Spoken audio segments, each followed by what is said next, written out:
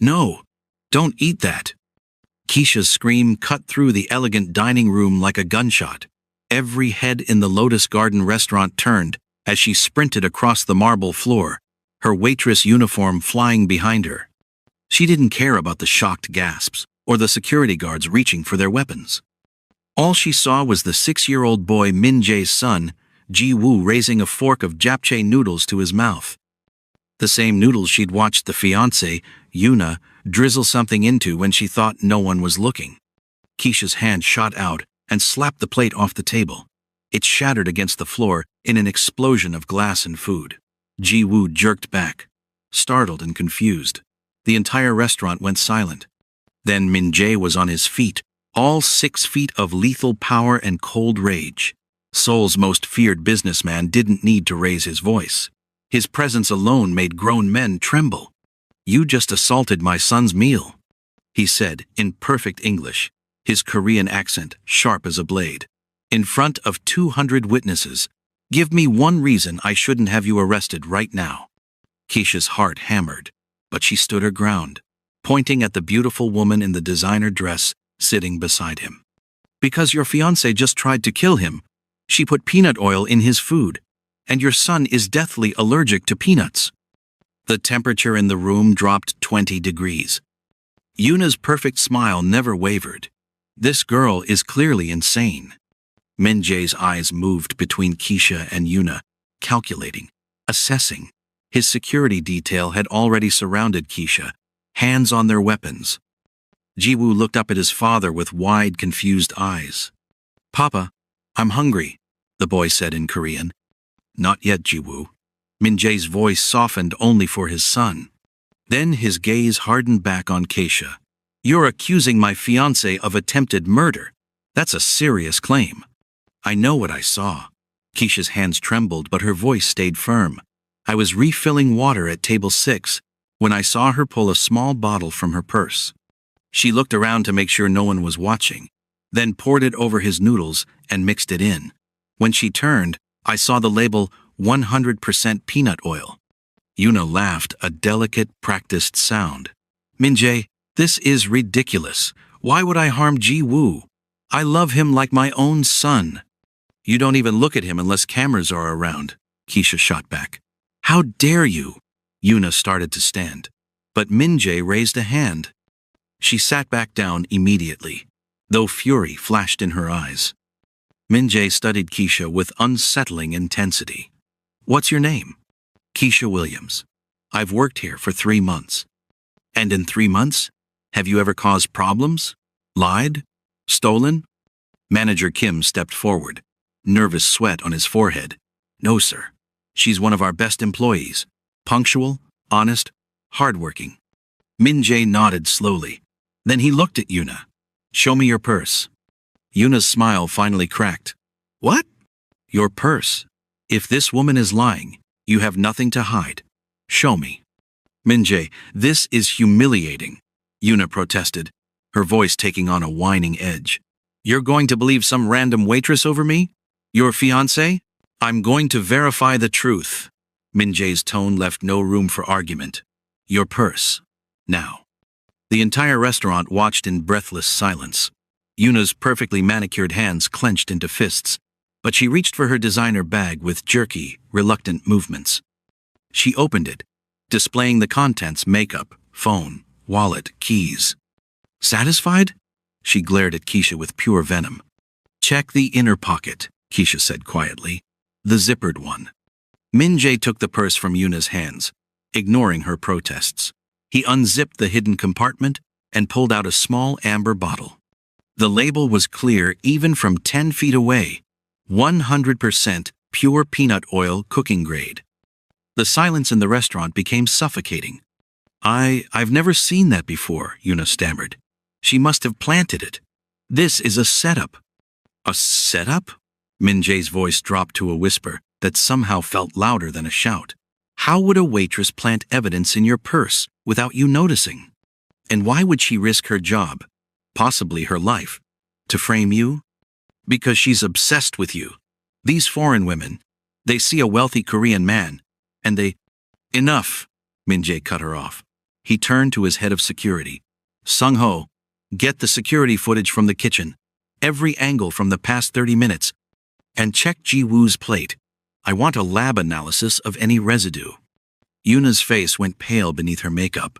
Min-jae, please, let's discuss this privately. We're done discussing. He looked at his son with an expression Keisha had never seen on the cold businessman's face. Fear. Raw, parental fear.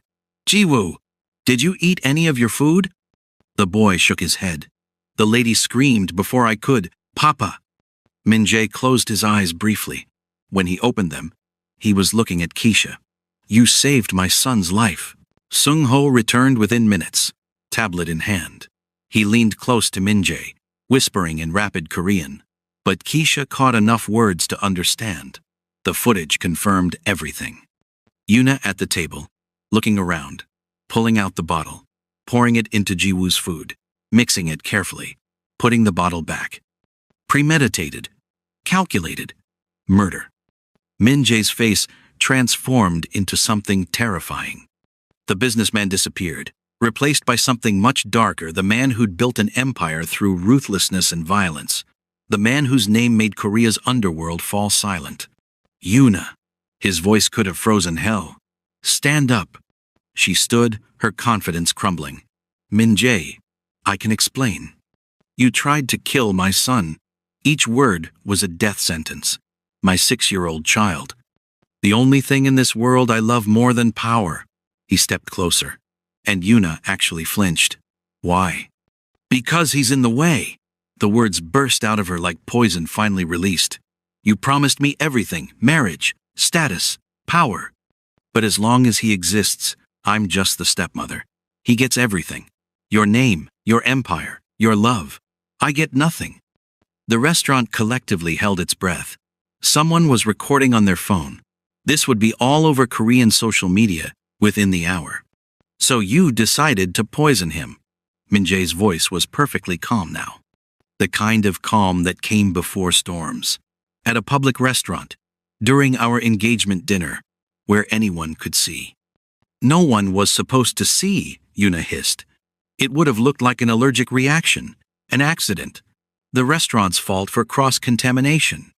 And then, she looked at Keisha with pure hatred. Then this bitch had to play hero.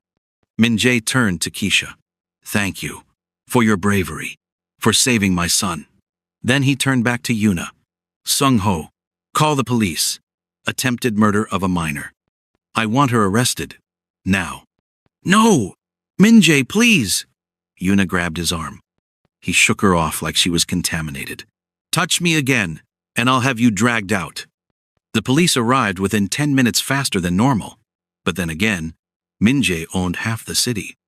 They took Yuna away in handcuffs while she screamed about being framed, about Keisha being a liar, about Min-jae regretting this. The restaurant slowly emptied, guests whispering and recording, already posting to social media. Manager Kim assured Min-jae that Keisha would face no consequences. In fact, she was getting a raise and Employee of the Month.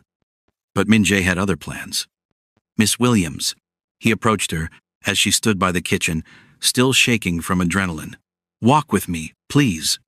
It wasn't really a request. Keisha followed him to a private room in the back, Ji-woo holding his father's hand and staring at her with wide, curious eyes.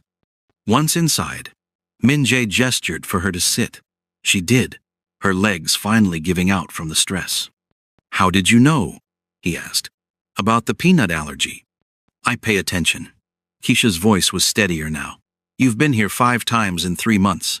Every time, you ask about peanuts in the food. You check ingredients. You watch him eat like you're terrified something will happen. I'm a waitress. Noticing details is literally my job.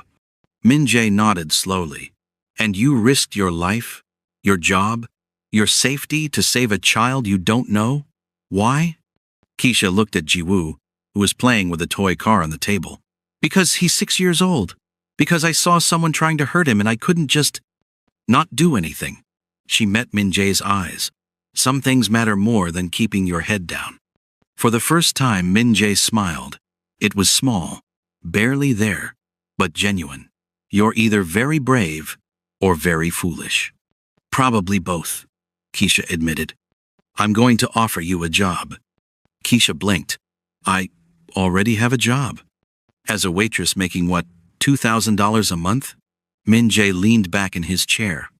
I'm offering you $10,000 a month to be Ji-woo's personal nutritionist and food safety specialist. You'll oversee every meal he eats, every ingredient that goes into his food. You'll live in the west wing of my estate, have your own car, full benefits, and protection. Keisha's mind reeled. $10,000 a month? That's what my son's life is worth? No, it's not even close. Min Jae's expression was serious. But it's what I can offer someone I don't know yet. Prove your loyalty, prove your competence, and we'll renegotiate. Why me? You could hire a professional nutritionist with credentials. Credentials didn't save my son tonight. You did. He glanced at Ji-woo. My son needs someone who sees him as a person, not a paycheck. Someone who'll act when it matters. You've already proven you're that person. Keisha looked at the little boy, who was now building a tower with sugar packets. He seemed sweet, shy, and completely unaware of how close he'd come to death. What about his mother? She asked carefully. Min Jae's face hardened. She died 3 years ago. Car accident. Since then, it's been me, Ji-woo, and a rotating cast of nannies who see him as a stepping stone to me. He paused. Yuna was supposed to be different. I was a fool. You loved her? I loved the idea of giving Ji-woo a mother. His voice was bitter. Clearly, I have terrible judgment in women. Keisha was quiet for a moment. This was insane. This man was basically a crime lord. But that little boy needed protection, and she'd just proven she was willing to provide it. I have conditions, she said finally. Min Jae raised an eyebrow. Go on. First, I'm not a babysitter or a maid. I handle food and safety only. You want someone to play dolls or do homework? Hire a nanny. Keisha counted on her fingers. Second, I get Sundays off. Non-negotiable. Third, if I see something wrong nutritionally, safety-wise, or otherwise, I speak up, no matter who it offends. Min Jae studied her. You're negotiating with me. Most people don't have the courage. Most people didn't just slap a plate out of a mafia boss's son's hands in front of 200 people. Keisha met his gaze steadily. I figure I've already used up my quota of dangerous decisions for the year. Might as well go all in. He actually laughed. It was short and surprised, but real. Fair point. I accept your conditions. Do you have any family in Korea? Anyone who needs to know about this arrangement? No. I came here to teach English 2 years ago. Ended up staying. She didn't mention why the bad relationship back home. The need to start over somewhere new. That was her business. Then it settled. Min Jae extended his hand. You start tomorrow. Sung-ho will collect you at 8 a.m. and bring you to the estate.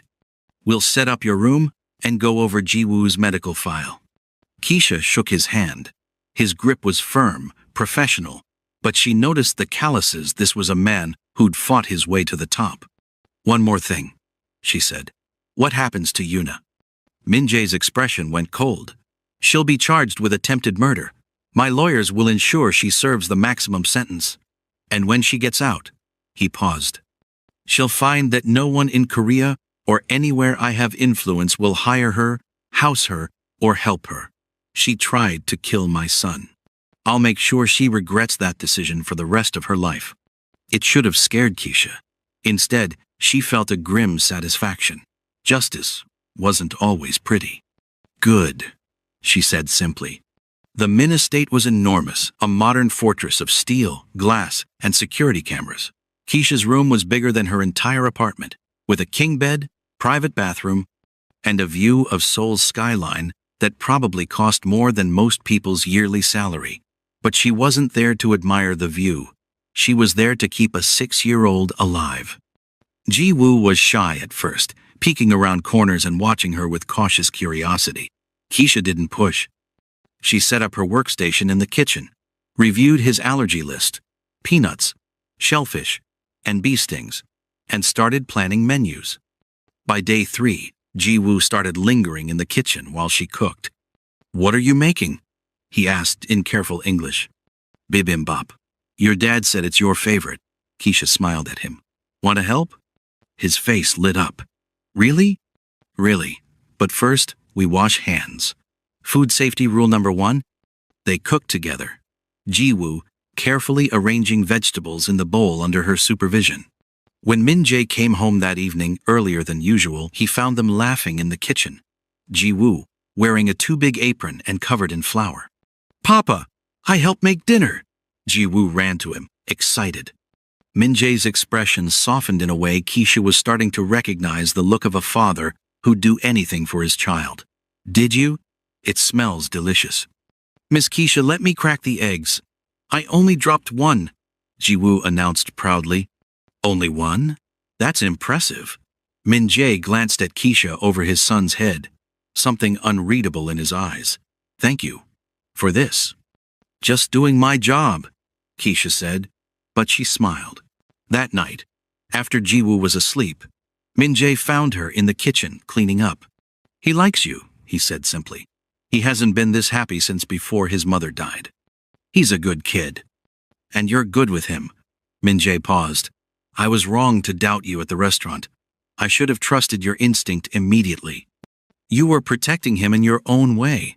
I get it." They stood in comfortable silence for a moment.